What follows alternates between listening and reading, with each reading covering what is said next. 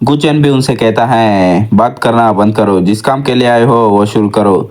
जो सुनकर वो बंदा भी ऐसे कहने लगता है, सच में सिर्फ डिवन रीलम का बंदा मेरे से पूरा एक रीलम कम है, फिर भी सेग मास्टर के साथ एडॉन फाइट करना चाहता है। किंगर के लिए मैं तुम्हारा एक हाथ को काट दूंगा। गुचेन भी सीधा उसके ऊपर अटैक करके आगे चला जाता है। वो इतनी स्पीड में अटैक किया होता है तो उसको पता भी नहीं चलता, उसका एक हाथ ही काट दिया होता है। वो भी चिल्लाने लगता है मेरा हाथ मेरा हाथ, फिर वो नीचे बैठ जाता है। गुचेन उसे कहता है अब तुम्हारे पास सिर्फ एक ही हाथ है, कैसा लगा। दूसरा बंदा भी गुचेन के ऊपर अटैक करने के लिए आता है। गुचेन उसके छाती के ऊपर मरता है, जिसकी वजह से वो खून फेंक के पीछे चला जाता है। जिसकी हाथ कट गई होती है वो बंदा बोलने लगता है कियनर, हम दोनों उसका कोई मैच नहीं है, जल्दी तुम यहाँ से भाग जाओ। इतना बोलने के बाद वो उस लड़की की तरफ देखता है। वो लड़की तो पहले ही वह से गायब हो गई होती है, जिसको देखकर वो बंदा भी कहता है डैम इट, हम दोनों भाई उसके लिए अपना जान भी लगा दिए थे, लेकिन उसने हमारी जान को छोड़कर भाग गई। गुच्चन उन दोनों को बताने लगता है जाओ, इस रूम के अंदर एनफ आ रहा है, आधे घंटे के अंदर तुम्हारा टूटा हुआ हाथ को जोड़ दोगे तो वो डिसेबल नहीं होगा। ये उस जैसी औरत के लिए लायक नहीं है। गुच्चन की बात सुनकर वो एक मैप देते हुए कहता है आपका शुक्रिया मास्टर, हमें ना मारने के लिए। ये हमारे एंसेस्टर द्वारा बनाया हुआ मैप है, इसके अंदर टियन है किंगलू और शियोन में तक जल्दी जाने का रास्ता है। हम दोनों को कियांगलू के ऊपर कोई इच्छा नहीं है, लेकिन आपका शुक्रिया, आज आपकी वजह से हम दोनों उस लड़की को असली चेहरा देख पाए। आई होप आपको वो चांस मिले। इतना बोलने के बाद वो लोग उस मैप को गुचेन को देखकर वहां से जाने लगते हैं। गुचेन आसपास में देखने लगता है, ब्लैक एनर्जी आ रही होती है। गुचेन अपने हाथों में एनर्जी को गैदर करके जमीन में मारता है और अपनी मन में सोचता है ब्लैक एनर्जी ईस्ट की तरफ से गैदर हो रही है। तभी वो एनर्जी गैदर होके गुचेन के पीछे शैडो की तरफ बनने लगती है। गुचेन को भी कुछ अजीब लगता है, जैसे वो पीछे देखता है तो कुछ नहीं होता, सब कुछ नॉर्मल होती है।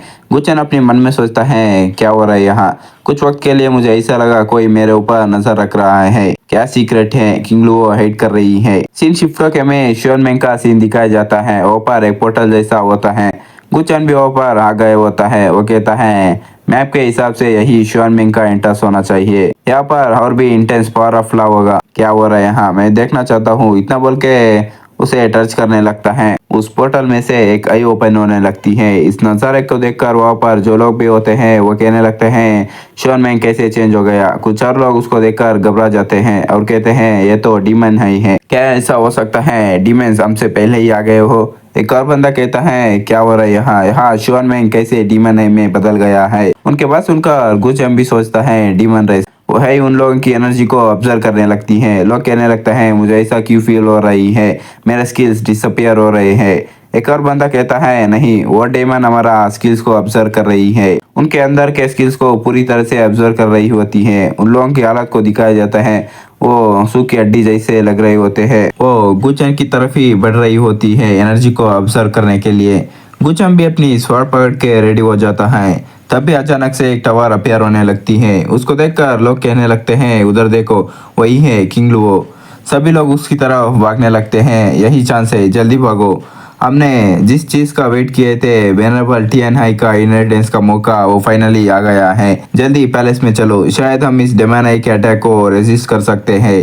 तभी हमें कुछ लोगों की लाश को दिखाया जाता है। डेमन हाई एनर्जी को ऑब्जर्व करने की वजह से मार गए होते हैं। सभी लोग पैलेस के अंदर आ जाते हैं। कोई बंदा कहने लगता है अब हम लोग सेफ है। गुचेन भी अपनी मन में सोचता है मैं बाहर के वॉरियर्स का ब्रीथ को फील नहीं कर पा रहा हूँ, लगता है जगह कंप्लीटली आइसोलेटेड है बाहर से। पैलेस के अंदर डेमन के बड़े बड़े स्टैचूज बने होते हैं, वो देखने में भी काफी खतरनाक लग रहे होते हैं। दो बंदे को दिखाया जाता है, वो लोग काफी डर रहे होते हैं। एक कहता है अजीब है, मुझे इतना डरावना क्यों महसूस हो रही है। दूसरा उसको डरते हुए कहता है बेवकूफ, इतना आसान नहीं होगा वेनरेबल टियन हाई का इनहेरिटेंस पाना, पक्का ही है हमारी हिम्मत का टेस्ट होगी। गुचेन भी अपनी मन में सोच रहा होता है किंगलू यहाँ आना कोइंसिडेंस है क्या, लगता है इन्हें जानबूझ के अंदर लाया गया है। सबसे इम्पोर्टेंट बात है ब्लैक एनर्जी यहाँ पर बाहर से कई गुना अधिक है।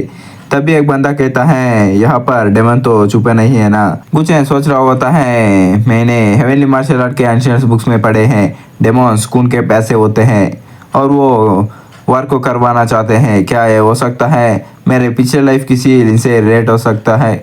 वो इतना सोच ही रहा होता है। तभी एक बंदा कहता है बढ़िया, मैंने ब्रेक थ्रू किया है, गुचैन भी उसकी तरफ देखने लगता है। वो बंदा बताने लगता है, मैंने प्लान किया था थोड़ा सा कल्टीवेट करने का, लेकिन एक्सपेक्ट नहीं किया था एक ही बार में 2 लेवल्स ब्रेक थ्रू करूँगा। यही वो बेनिफिट है वेनरेबल TR9 ने हम सभी लोगों के लिए छोड़ा है।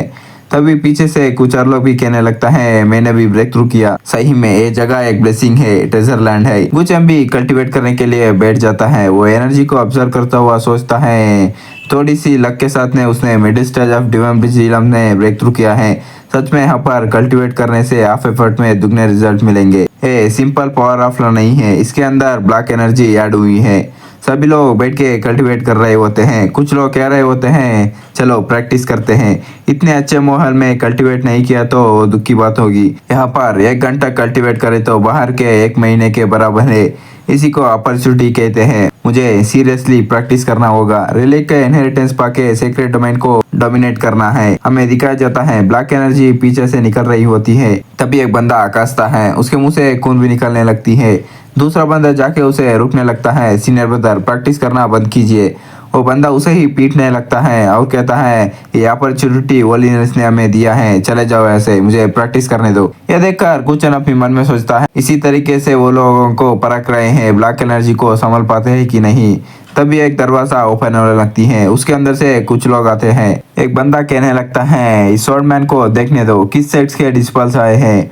उन्हें देखकर कुछ लोग कहने लगते हैं, अंकल किन, अंकल जाओ, अब जिंदा हो। ये लोग हमारे फ्लाइंग स्वॉर्ड सेट के एल्डर्स है, अंकल किन, अंकल जाओ। और क्लाउड इमॉर्टल सेट के फार्मर रेड, ऐसे कैसे हो सकता है, आप 100 साल से वापस नहीं आए हैं, हमने सोचा आप इसमें खो गए होंगे। वो बुड्ढा भी बताने लगता है, हम लोग नहीं खो गए थे, 100 साल पहले हम यहाँ पर आए थे, अपॉर्चुनिटी काफी नहीं था, हमें रियल इनहेरिटेंस नहीं मिल सका, इसीलिए हम लोग यहीं पर ही फंस गए हैं। अब तुम लोग यहाँ तक आ गए हो तो इसका मतलब वेनरेबल TR9 ने तुम लोगों का टैलेंट को पहचान चुका है। अभी हम तुम लोगों को ऊपर लेकर जाते हैं, देखते हैं कोई इनहेरिटेंस को प्राप्त कर पाता है कि नहीं। इतना बोल के वो ऊपर जाने का रास्ता ओपन करने लगता है। चलो मैं तुम लोगों को 2nd फ्लोर तक लेकर जाता हूँ। इतना सुनने के बाद वो लोग एक दूसरे को धक्का देकर जाने लगते हैं, मैं पहले जाऊंगा, मैं पहले जाऊंगा। गुचैन वहीं पे खड़ा होके सोचने लगता है, कॉर्प्स सैक्रिफाइस का टेक्निक। हमें उस एल्डर को दिखाया जाता है, उसका आधा चेहरा हड्डी जैसा दिख रही होती है, उसके शरीर से ग्रीन कलर की एनर्जी निकल रही होती है। गुचैन सोच रहा होता है, लगता है ये सो-कॉल्ड एल्डर्स पहले ही मर चुके हैं, कोई इनका लाशों का इस्तेमाल कर रहा है लोगों को लुभाने के लिए।